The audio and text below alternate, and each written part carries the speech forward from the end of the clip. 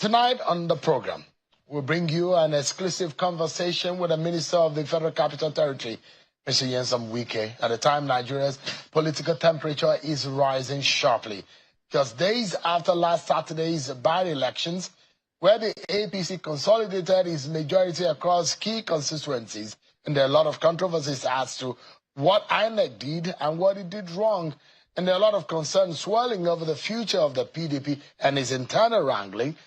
Mr. Wike, a former Rivers State governor and influential PDP figure, is being at the center of the national debate, from his role in shaping opposition politics to what he has done in the last few days as far as the development in Rivers and PDP is concerned, and speculations about alignment ahead of 2027 and his stewardship of the FCT amidst mounting economic pressures and calls for deeper reforms. Hello everyone, welcome to my channel Telecast TV. I'm Miracle Angala. You're watching a conversation with the Minister of FCT, Nyesom Wike. He said he's not aware of any PDP convention in November at Ibadan, Oyo State. And he also said Amaechi presidential be in the ADC is dead on arrival, that ADC can't give him ticket. Endeavor to watch to the end. Don't forget to hit the notification bell, subscribe, like, comment, share your thoughts. Don't miss trending videos. Tonight, we get his views on the state of the nation, the credibility of Nigeria's democracy under President Bola Tinubu, and where he stands in the unfolding political chessboard. I'm being joined by FCT Minister, Mr. Nyesom Wike. Thank you so much, Honorable Minister, for joining us tonight. Thank you, Shem. Thank you. It's good to see you. Yep. There are mounting economic pressure, and there are a lot of people, especially in the opposition, who think that this government is not doing enough. I heard a few days ago, Babachi Lawal, former Secretary of the Government of the Federation, who says that the country is on a very dangerous path and we need to be careful. And he said a few things about the president and his approach. Part of what he says is that the president is unapproachable.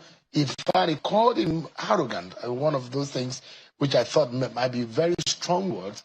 And a lot of Nigerians would think maybe this government is unapproachable. Maybe this government does not even know what the average Nigerian people are facing.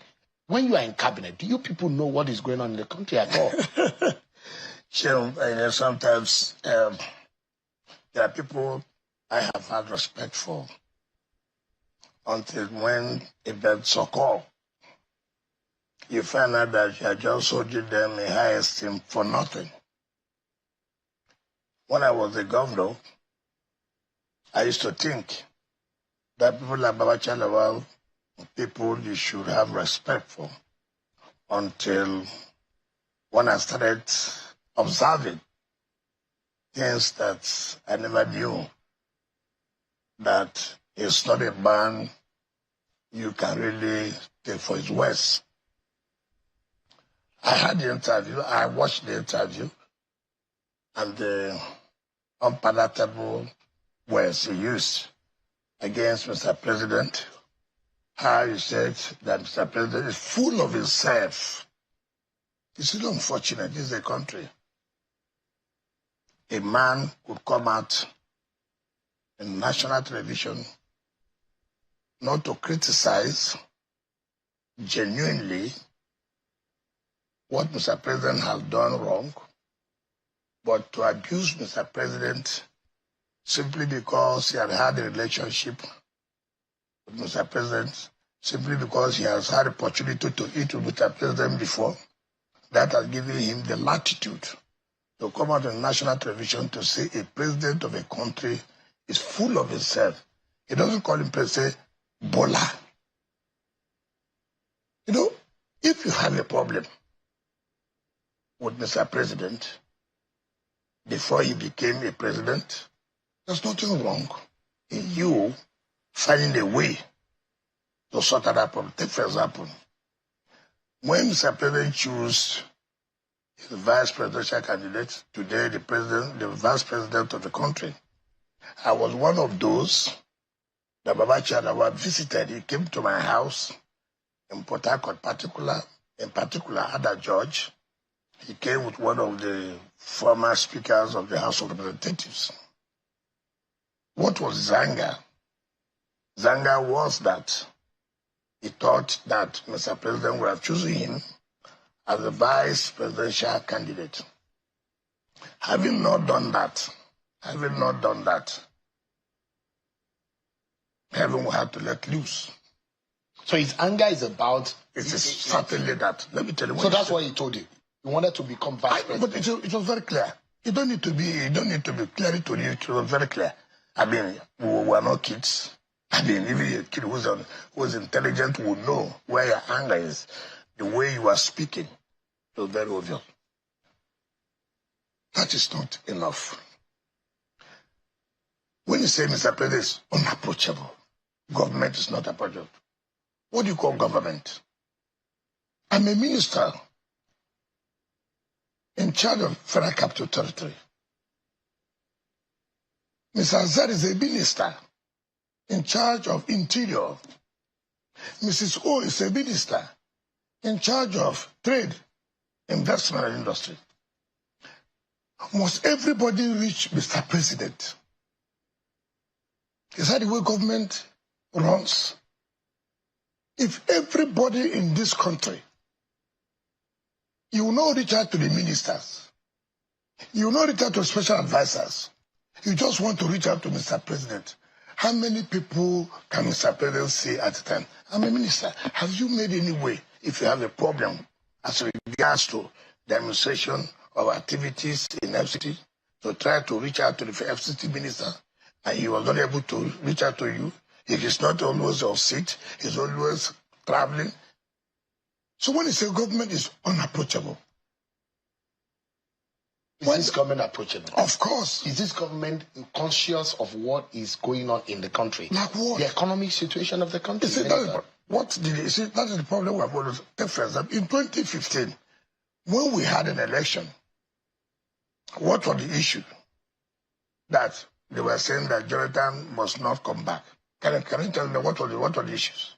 There were issues, petrol subsidy. That economy was involved. Economy issue. Fine. I agree with you. When Buhari came, we are not just complaining about the economy. Absolutely. Fine. So it was not better. But it's No, I'm it's gotten worse. No. It was not better. Answer me. It wasn't better. It wasn't better. So if you say Nigerians did not vote for Jonathan because things were bad, Nigerians also became angry for the last president who was there for 8 years. Jonathan was there for 5 years. Last president was there for 8 years. Right? This person had just come for 2 years. Can you sincerely say that within 2 years, you will solve all the inherent problems of that 30 years? Would that be possible? Can you also say the truth? That look at the foundation. Before, states were not able to pay salaries. You remember? Yeah. States were going to beg federal government for money, bailout. Is that not correct? Mm-hmm. Fine. Now somebody has come to say, look, what was that problem? Why we are governors running to Abuja every day to government bailout? I was one of those that took bailout for federal government. Things were very bad, even though we paid at the end of the day back. Today, no state is running to federal government for bailout. Today, no local government is running to the state government for bailout, which means a problem has been solved. There are more funds now in the hands of the state to be able to carry out development. Why was it not done before? I was just watching on television, which you talk about, if there's economic problem, part of it may also be as a result of security issues, right? I've never, for some time now, had anybody look at the steps the government has been taking. For the first time, look at the United States, United Kingdom, commending Nigerian government. Terrorists they have been looking for years. This government, to the security agents' efforts, And you know what that means? America, United Kingdom, of all the contacts and communications and technologies they have, we're not able. But our security agencies were able to track this to them. And they say, look, we commend you. What does that mean? Yes, we have suffered as a result of activities of these terrorists. But for what it looks like now, that we have really penetrated, and this insecurity is likely coming down. We must commend government when they have put up efforts. You see, that's what you call putting up efforts, genuine efforts. And the efforts may not be yielding as fast as you may want it to. But you cannot deny the fact that, yes, we can attest to the fact that, yes, it's yielding. And the president has never hidden his intention. He said, look, there will be challenges. But it's better we do it now than leaving it for years to come. Minister, the question that people will be asking tonight is that this government has pleaded with Nigerians to say the policies that we're making is going to bring some very difficult moments for Nigerians, but in the end, it will ease. The question is, when will that Take for example. Do you have a timeline? Are you talking Nigerians to start today now? Are you talking about today that the fuel has not stabilized? The fuel there's availability of the fuel, but it's almost 4 or 5 times than what Nigerians were buying for this government. You must also face the reality. Talk about it. Said there's availability now. Before there was no availability, and also the price was high. Now it's availability. Today the price of fuel is coming down a bit. You were here when the president of World Trade Organization, nobody will say, look, the economy is being stabilized. Today, we are always saying that, look, we don't know what the exchange will be tomorrow morning. The next 2 hours, nobody is sure. But today you can say, for how many months now? It's behaving within that cycle. That's what we call stability. You can now say, okay, this is the current rate of our exchange to $1. And therefore, I can plan my business, or my business is like this. It wasn't like that before. So we must always comment when we see the reality on ground. So, Minister, what I'm driving at, yes, and I'm not talking about the people who live in the city. It's easy for those who live in the city to get uncomfortable with the conversation of the sufferings of Nigerians because maybe they are not feeling it directly. But I'm talking about the average person who make the most of the population of this country, who have not started to feel the traces of what the policies of this government and the fruit that is bringing, the pains that are still feeling, transportation costs, food prices. When the economy is bad, the economy does not know those who are living in the city alone. Neither does the economy talk about those who are living in the rural areas. It is not every. Are you not saying that everybody that's in the city is rich or can afford? That is not the truth. If the economy is not only hard for those in the rural areas, and then it's good for those living in the city. The purchasing power, the graph of the purchasing power will also be determined about the quantity of money that is available to you. Do you know, first of all, where does the food in the city come from? Because mostly from the farm. From the rural area. So they produce the food. And then when they produce the food, it comes to where? Come to the city. So when it comes to the city, those who live in the city buy the food. At what cost? So you will also know that those who live in the city also face the pains when the economy is bad. So you cannot say only those living in the rural area. It is not correct. But what I'm saying, that every Nigerian is entitled to have a good living. The president is not here for only the rich and not the poor. The president is not only for the poor and not the rich or the middle class. It is the responsibility of every government to cater for every Nigerian, irrespective of your status. You are a member of the PDP and you work in this government. Yes. And there's a lot of pressure. Yes. And there are a lot of people who are coming together too to say what this government is doing is not good. We don't believe in what they are doing. your very good friend, former governor of Rivers State, Rotimi Amaechi, has said, when he gets into power, he's going to fix corruption. And that there's a lot of corruption going on in this government. And there are a lot of voices like that who believe that what is going on right now under this administration is leading us nowhere. And that's why you see the opposition coalition coming together and they have won. And you people should not come back in 2027 because they're sending you out of town. Okay. Actually, will you grant me this opportunity? Now you mentioned. And that's why I say it's only in Nigeria we forget this easily. We trivialize issues. A man comes to tell you that he will solve the issue of corruption in 1 month. Is the man taking the issue of corruption very serious? Is it not possible? How can it be possible? Okay, let us even start from this antecedent. He was a governor for Rivers State, right? Okay, fine, very much. I like that. I'll take it one after the other. What can be more corruption when you don't want an arm of government to exist? Take, for example, can there be good governance without obeying the rule of law? Can there be good governance without the rule of law?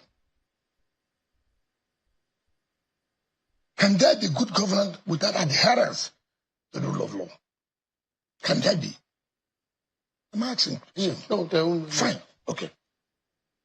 A man who was a governor refused the judiciary to operate. A man who was a governor who would stop corruption sealed up the State High Court for almost 2 years. That's your predecessor. Yeah, that was the person you were there with him that time. I was not there. I was a minister of state education. You have to realize this. You have to realize this. The man who wanted to say he will stop corruption was the man who refused judiciary to exist. Stopped High Court for nearly 2 years. People had cases in court. People had their businesses in court to settle. The court was shut down almost 2 years. But that's not the whole story. No, I'm coming. There were issues. Excuse me, what were the issues? There were issues surrounding that. Excuse me, what are the issues? You refused to obey the recommendations of National Judicial Council. Your Judicial Service Commission made a recommendation to the National Judicial Council for appointment of who will be the substantive chief judge. And it is the incumbent of National Judicial. This was the same man with his team. You know what happened to Justice Liman when the security invaded his house by 12 midnight in Rivers State? You know, I was one who saved that situation. What happened? The PDP matter in that time was before Justice Liman. And everything was done for Justice Liman to give judgment in favor of Modi Sharif, Al-Modi Sharif. And when they found that it was difficult, they tried to do anything that would make sure that Justice Liman does not carry out or does not give that judgment. And so that happened. When that was aborted, did you see them go after Justice Liman again? No. What happened? When the matter got to Supreme Court, what happened? You have heard Amaechi boast. He was one of those who kicked out Justice Onogen. Why? They wanted Justice Onogen to give judgment to keep Ali Modi Sharif as the chairman of PDP. And that would have been the death of PDP as a party at that time. That was the ruling party then, APC, in government. Spearheaded by the same man who wanted to fight corruption. But is it fair to attribute such to him? Not as if what is fair. Yeah, assuming. You are saying that. No. Look. He was behind. Do you know? I said, I was the one. I was in charge of that matter. I was one who hired our lawyers, led by Wala Peku, led by Kanagadi, and fed by Isu Kala. So I was fully involved. When you make the allegation, I'm not making. Amaechi I'm is not behind Justice Onogen. Of course, no. He has already, no. He has said this several times that, well, of course, we have to put him out of the place. He has also said that he kicked out Jonathan from office. Have you said that you've never had it? The point, some of us, I think the problem is, it's unfortunate. I don't think that he remembers when he says all these things, that those who work with him before and after are still alive. And you wonder, you sit on the side and you watch a young man come out like that to make such statement, and you pinch yourself. What is going on here? But the thing that they want to fix Nigeria. No, he the point that he cannot. That's what I'm saying. Mr. Rotimi Amaechi said he's going to be the next president of Nigeria. Please. He's given the ticket. Please. No, he knows he won't get the ticket. Why? No, Why not? Please. You see what he said, that I read, he said he knows the weaknesses of the president. So he knows how to defeat him. But he also knew the weakness of the president in 2022, when the president defeated him mercilessly in their primaries. He didn't know his weaknesses then. It is now he knew the weaknesses. Maybe he has studied it and okay, now he has studied it. But let me tell you, Nigerians know the last person they will give ticket, because you know that is dead on arrival. You know called dead on arrival. It's dead on arrival. Look, it's not, you see, how you will know? By your capacity. I don't like people who like, in 2014, 2015, you remember he was governor? Remember he was governor? And that was when I was run as a governor. Remember? What happened? We defeated him. And he was the DG of the President Buhari's campaign. Is that correct? He didn't get 15%. He was governor. It's okay. Jonathan was president then. Okay, no problem. 2019, President Buhari was the president. Late President Buhari was president. He was first grade A minister of transport then. He was also the DG of Mr. President campaign then. He was coming home with what I call battalions, soldiers. He was coming home. You remember what happened in 2019 election? You remember how Rivers women stood firm to say this cannot happen. He was, but we still defeated him. President Buhari never had. You know, that was the election they accused you of rigging using every possibility. Yes, I rigged. When Jonathan was minister, was the president, I rigged. When Buhari was president, was not correct. I also rigged in 2023 when Buhari was still president. And why were you rigging? No, you said, they said I rigged. They are accused you of rigging. That's what I'm saying. I'm only trying to put it to you. You are governor. I rigged you because Jonathan was president. That's what I'm saying. I became governor. I rigged you. Buhari, Jonathan was no longer president. Buhari became president. I still rigged you. In 2023, you came and brought a governor.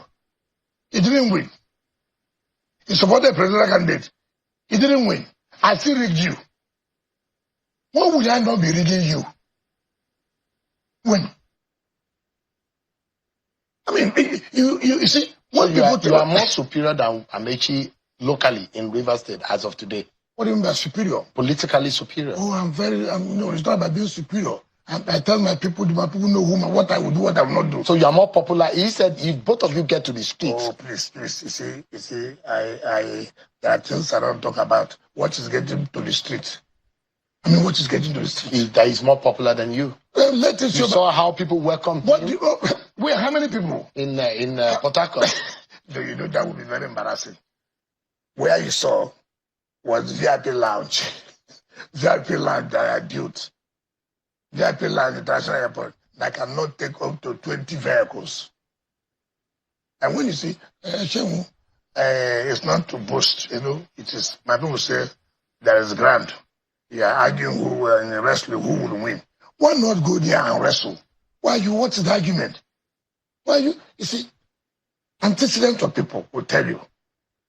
In 2027, he will be the first person that will say, no, I will not vote. There's rigging. It happened in 2015.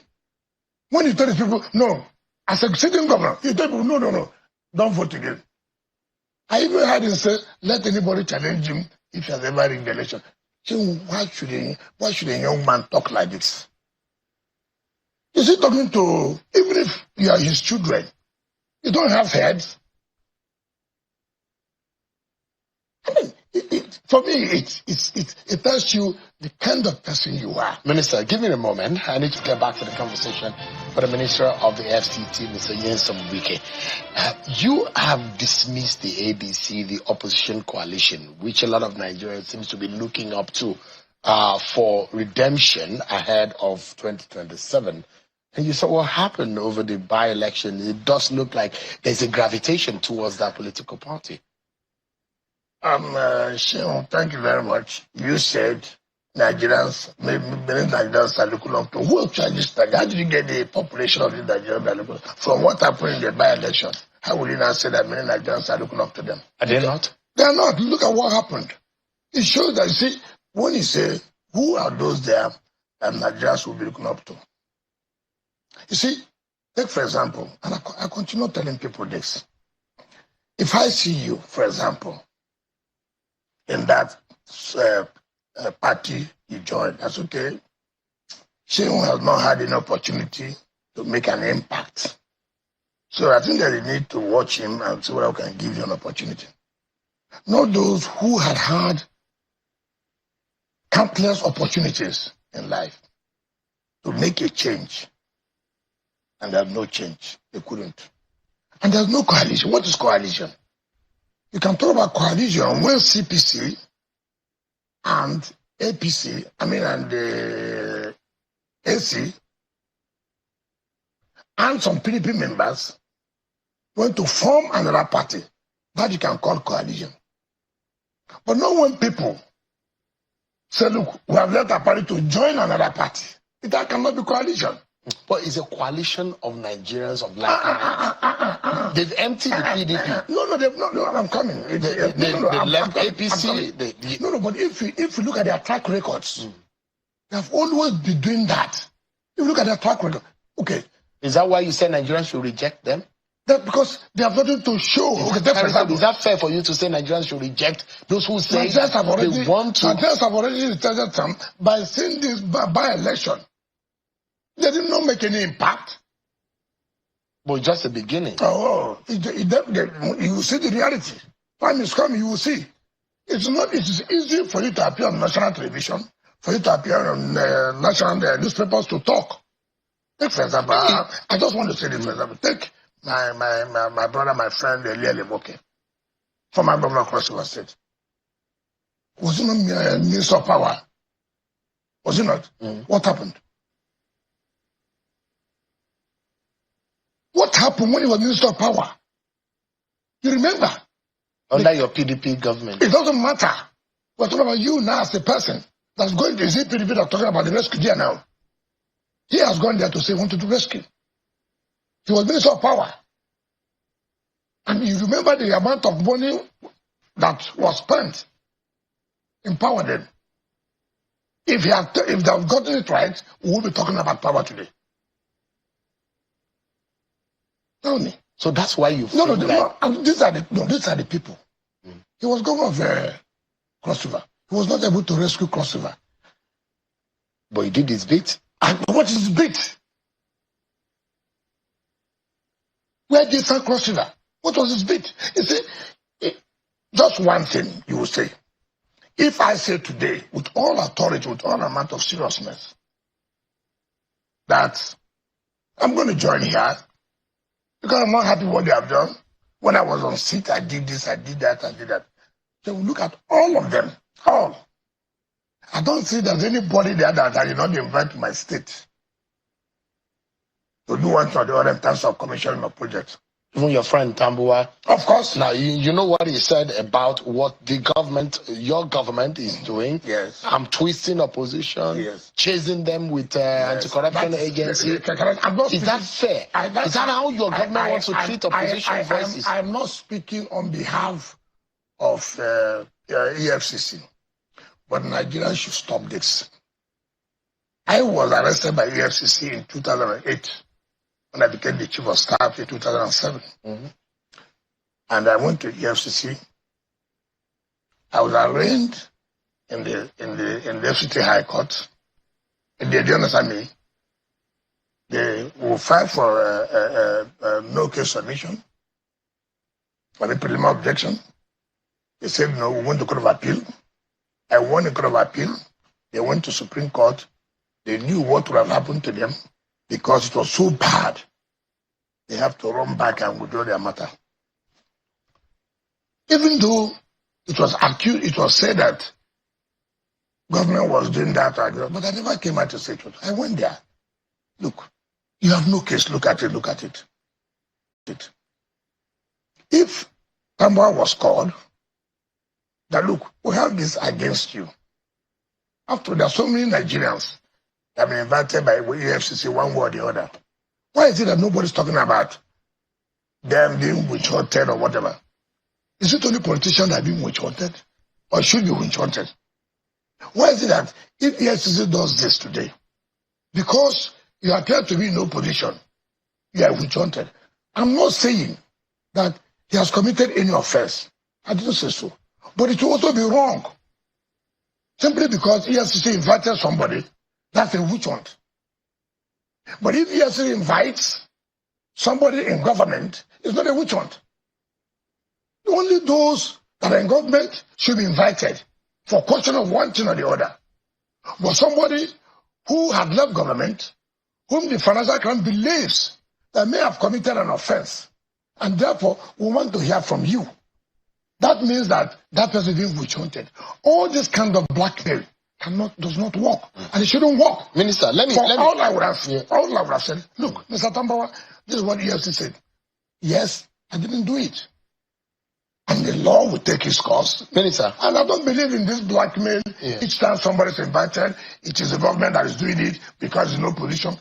For Christ's sake, let me take you quickly to Rivers State. Yes. The local government elections that the administrator has under the administrator's watch and the RCEC are planning a list of eminent Rivers State citizens, Mr. Atado Peter Side, former Governor Adejoy, and a few other people had come together and written an open letter to President to be able to say, stop this. This is undemocratic. It's unconstitutional. Don't go ahead with this. And do you think that election should go on? Well, I don't know. For the sake of peace in Rivers State? First of all, when you say eminent, I don't know what you call eminent because I have money. That's what makes me eminent. There are those who don't have money there, but they are eminent Nigerians. How? Based on their profile, what they have done. If anybody is eminent there, by the word eminent means that you should support that election. Because if you don't, you are bringing the state backward. When it's unconstitutional, who interprets what is unconstitutional? Does it lie in your mouth to say something is unconstitutional? For Christ's sake, you have the court that is being given the responsibility. Take up the challenge and go to court and say, look, this is unconstitutional. And let the court be able to decide how will our laws grow. It's not by writing to the president, stop this unconstitutional. By publishing this paper, it's unconstitutional. What has ever happened that you have said is constitutional? Have they read the emergency powers of the president? To remove a governor? To impose? How did you remove a governor? All this is suspension. What did they do? Do you know the Supreme Court said there's no state, there's no government in the state? Okay, can I ask you one question? That Supreme Court sacked all the local governments, right? And said, no caretaker, you can't have money to run the local government. State government, no, there was no budget. How would you run the state government at that time? Now, but if the president did not take the powers he took, you know, the state would have been something else. Now, as part of restoring democracy at the local government level, say, look, you have to conduct the election. At least when the local government comes back, and then the state comes back by the governor and the legislature, the local government will be getting their money for the federation account. And so that nobody will say the local government is in crisis. the state government would have been working in harmony with the state legislature by adopting the budget which National Assembly has passed, or the state assembly making amendment to it. And so that the state will also be getting their own funds for the federation account.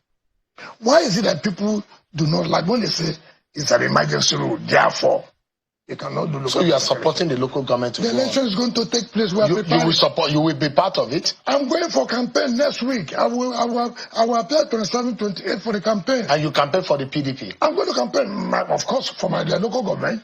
I believe we have done quite a lot that the PDP will win. In my local government. Minister Wike, why is it that people are saying that you are planning a parallel convention of the PDP, that you are not planning to go to Ibadan? Have they given you a date for Ibadan? Yeah, they say that the plan, of course, the party has announced that it's going to be in Ibadan. I don't know. Would you attend? When the party NEC has not sat. Nobody have agreed it's going to be in Ibadan. When did they agree? Yeah, it was about, the 100. The one they said is NEC? Yes. That is not NEC. So you don't agree with the NEC has not met. In fact, we're meeting tomorrow. We're going to challenge. NEC has not met. So is it true that you are planning a parallel convention? How can you say I'm planning? Planning to do what? So you don't support the Ibadan convention? I'm not aware that there's any convention in Ibadan. Give me a moment. As a NEC member, I've not been told. And nobody has voted for NEC meeting for me to say that NEC has had a meeting. If few people or people who work as a team say they have had a NEC meeting, okay, in the NEC meeting, okay, so be it. Give me a moment again. A moment with the Minister of FCT, Mr. Nyesom Wike. So you've established you don't know anything about that as far as I'm concerned, if no notice of meeting has been served as a member of NEC, I have every right to challenge, and nobody can deny me my right. So as far as I'm concerned. So you are going to court to challenge that sitting? Or our group we're meeting tomorrow. Obviously, I don't think we'll allow injustice to prevail. Impunity will not. I can tell you that will not allow that. Those who feel that if there's going to be peace in the PDP, you will be part of it. And there are those who think that you're serving more of the interests of the APC rather than the interests of the PDP. None of those people who feel so can talk before me. Nobody serves the interests of PDP more than me. None of them. Even when you are serving the government of the APC. I'm energized to contribute to the development of this country. I'm not the first person who has served in another party while belonging to another party. So in 2027, would you be supporting a PDP presidential candidate or APC presidential candidate? I will support somebody whom I know that will make Nigeria to grow. Somebody who has the interest of Nigeria. I don't believe in sentiment. I don't believe in mere emotion. No, I don't do that. I thought you were a party man. A party man does not mean that if you don't bring somebody that can help this country, because I'm a party man, therefore I want the country to start going backward again. You're not worried about anti-party activities? What is called anti-party? When you work against the interests of your party? No, it is the party. You did that in 2023. No, you work against the candidate. No. The party work against the constitution of the party. No. Let's not go there because we don't have a lot of time. But you know that. You know that our constitution is clear. I stand to uphold the principle of our party. Equity, fairness, and justice. So you still think that in 2027 the power should go to the south? It will still be. That's not up to you. It's not up to Nigerians to determine. No, when the parties do the right thing, Nigerians will determine from that. Let me ask you quickly. Yes. This one chance in Abuja, yes, how would you be able to solve? It's very, very dangerous. At night when people are going home. No, it's not correct. You are exaggerating the problem. Commend the security agencies of what they are doing. I've always said this. Nobody will say that you have stopped all crimes. No. Were there efforts to stop the crimes? Yes. Commend people. See what we are doing now. We have identified areas where these one chance vehicles are, and we are going to take them out. See the complaint of people. Oh, you're making people to suffer. Looking for their daily bread. These are the kind of things that come out when we are fighting crime and the criminalities. And people like you have not come to help us to say, it's not correct. What they are doing is the right thing. Look at the shanties everywhere. Criminals are taking over. We are saying, no, we won't allow this. We are chasing them out. This one chance thing we are doing. We are getting buses now to apply in bus terminals and taxi terminals so that you don't go to apply any car that you don't even know who. These are ways to reduce the one chance. But the point is that the security agencies are doing quite enough worked well, and we must commend them. Right. It's not everything is condemnation. Nobody ever comes one day discourage agencies are doing well. I just the government is doing well. You don't have the mindset of ADC.